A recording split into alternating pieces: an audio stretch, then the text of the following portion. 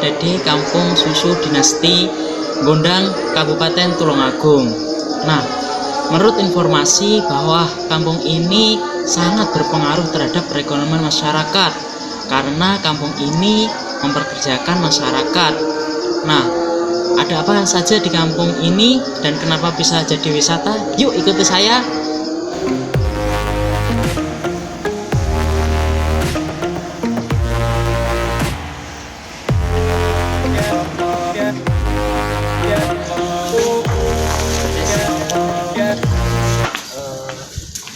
Ini langsung aja Bu ya.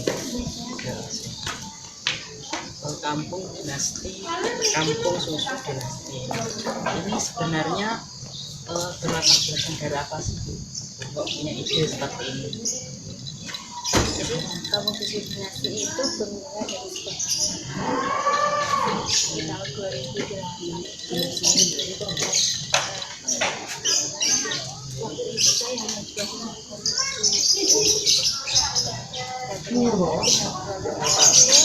satu yang saya dapat itu kurang maksimal, sehingga saya membuat inovasi. Salah satunya adalah membuat susu pasteurisasi. Susunya yang dari peternakan ini saya olah dari susu pasteurisasi, saya kasih nama dinasti. Kemudian itu tahun 2013 saya membuat susu pasteurisasi itu. Tahun 2016 saya ingin mengembangkan lagi, yaitu wisata edukasi. Ya, jadi adanya kampung susu ini bermula dari edukasi dari sekolah-sekolah itu, artinya dari situ berkembang menjadi wisata keluarga. Bermulanya dari kunjungan anak-anak sekolah itu. Siapa saja Bu yang mungkin membantu berapa orang sih untuk menggagas ini? Pertama sih saya sama Pak, kemudian dibantu karyawan itu ada 10 orang. Nah, ini juga punya konsultan Mas. Konsultan dari ini dokter Iwan yang dari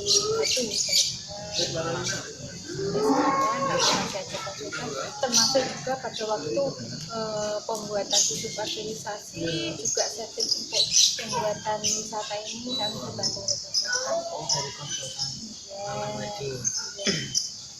Terus ini keunggulan wisata ini dari wisata yang lain seperti apa sih Bu? Ini kan hanya sebuah peternakan sapi. Iya. Nah, tapi kami bisa mengangkat dari nilai dari sebuah kandang yang kami jadikan menjadi tempat wisata. Biasanya tempat wisata kan yang indah-indah gitu Mas. Yeah. Ini saya mengangkatnya dari peternakan. Dari sisi peternakan saya bisa menciptakan peternakan ini jadi sebuah wisata. Itu yang saya mau. Terus juga dari susu segar yang kami hasilkan, saya pengen susu-susu yang ada ini adalah susu-susu terbaik dari sapi-sapi yang kami pelihara dengan diawasi dokter hewan. Jadi kami memastikan susu yang didapatkan dari sapi-sapi. Kira-kira Bu, selama perkembangan rintangan yang berat itu seperti apa sih halangannya? Pasti kan dalam perkembangan ada rintangan. Di awalnya tadi ketika mendirikan peternakan sapi perah, kami mengalami ketidakberuntungan karena harga hidup. Kemudian membuat susu pasteurisasi, halangannya pasti ada Mas. Ketika kita mempromokan, namanya juga promo produk baru, pastilah ada tantangan, ada begini dan begini. Tapi alhamdulillah kami tetap semangat aja, tetap semangat saja. Bahkan kami juga berani untuk membuka wisata yang ada di desa, yang ada di bukit, di pegunungan kayak gini. Dengan bismillah saya berusaha untuk mengangkat nilai peternakan ini juga ya sekarang kan wisata desa itu kan pengunjungan dan biasa juga pengen mengangkat nilai dari kearifan lokal dari desa Sidoarjo. Kalau ini Bu, peran pemerintah ada nggak? Ada, kami dapat bimbingan dari dinas peternakan, ada bantuan peralatan untuk kelompok. Kami punya kelompok binaan. Jadi di situ kami dibantu peralatan. Kemudian untuk dari sisi wisatanya kami dihimbau dari Dinas pariwisata. ya, juga dari banyak macam pun dari sekolah-sekolah juga dinas sekolah, dinas ketahanan pangan, pertanian, karena memang peternakan biasanya kan gandengannya juga dengan dinas pariwisata.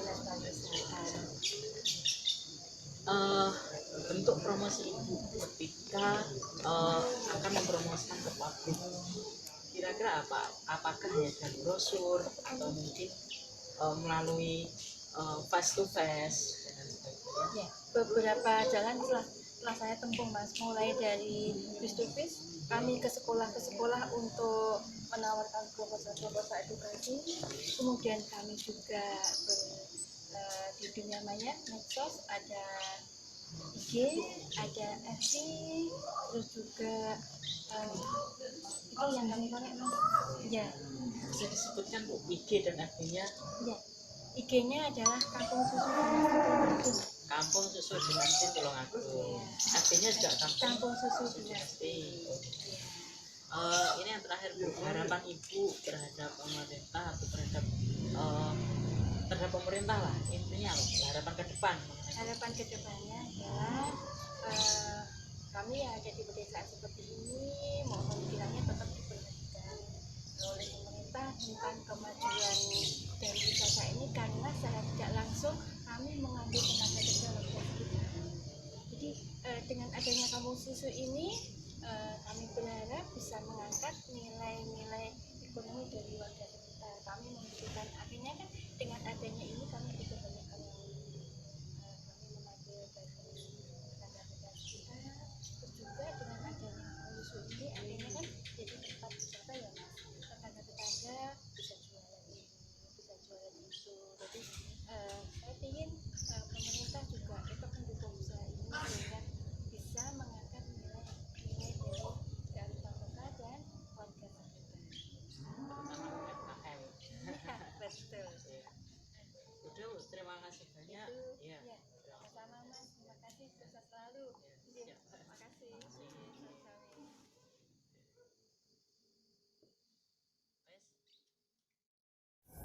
Ya Sobat Legal, perkenalkan, saya Latiful Mujib.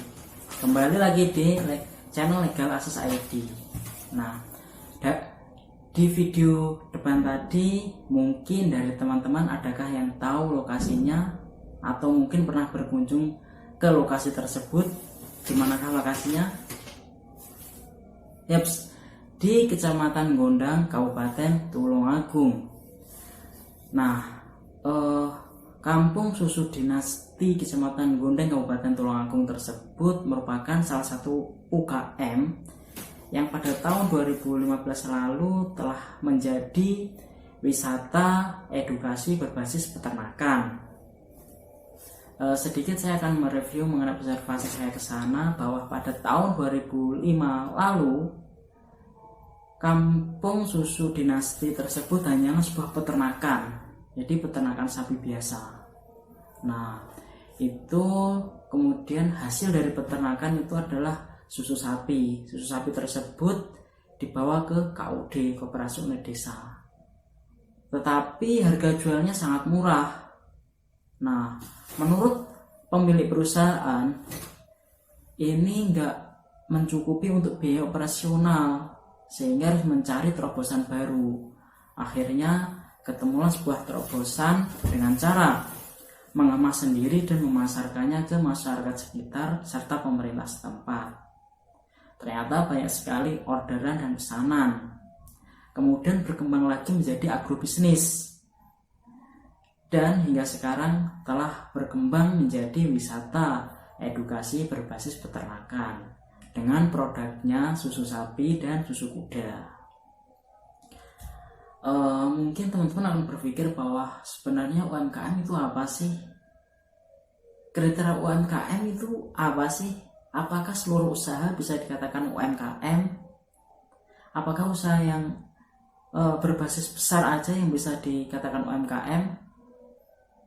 Nah, sebelum ke pembahasan tersebut, mungkin teman-teman ingat bahwa tahun 1997-1998 Indonesia pernah mengalami krisis moneter, di mana waktu itu UMKM lah yang menjadi tulang punggung bagi perekonomian Indonesia. Di era COVID-19 ini, dalam rangka pemulihan ekonomi, bersumber dari Kominfo bahwa salah satu fokus pemerintah saat ini adalah pengembangan UMKM. Dan pemerintah juga sepakat bahwa UMKM merupakan inti dari ketahanan ekonomi nasional. Nah, lalu apa sih yang dimaksud UMKM? Nah, UMKM adalah aktivitas usaha milik perorangan atau badan usaha milik perorangan. Nah, dalam Undang-Undang Nomor 20 Tahun 2008 Pasal 6 menyebutkan bahwa UMKM dibedakan berdasarkan aset dan omsetnya. Nah, yang pertama adalah usaha mikro. Usaha mikro ini mempunyai aset sebesar 50 juta, sedangkan omsetnya itu maksimal 300 juta. Nah, untuk usaha kecil dia mempunyai aset lebih dari 50 juta sampai dengan 500 juta. Adapun omsetnya untuk usaha kecil ini lebih dari 300 juta sampai dengan 2, miliar. Nah, sedangkan untuk usaha menengah dia mempunyai aset sebesar lebih dari 500 juta sampai dengan 50 miliar.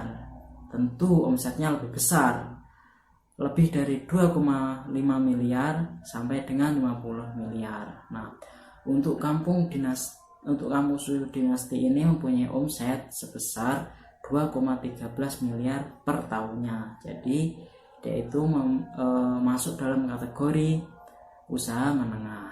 Nah, adapun bentuk dari UMKM bisa seperti usaha kuliner. Nah, atau yang kedua usaha fashion dan usaha rumah lainnya, dan masih banyak lagi. Nah, jadi bisa dikatakan ber-UMKM ketika memenuhi kriteria yang ada di Undang-Undang Nomor 20 Tahun 2008. Nah, gimana Sobat Legal, tertarik untuk menjadi pengusaha UMKM? Nah, gitu teman-teman mengenai UMKM.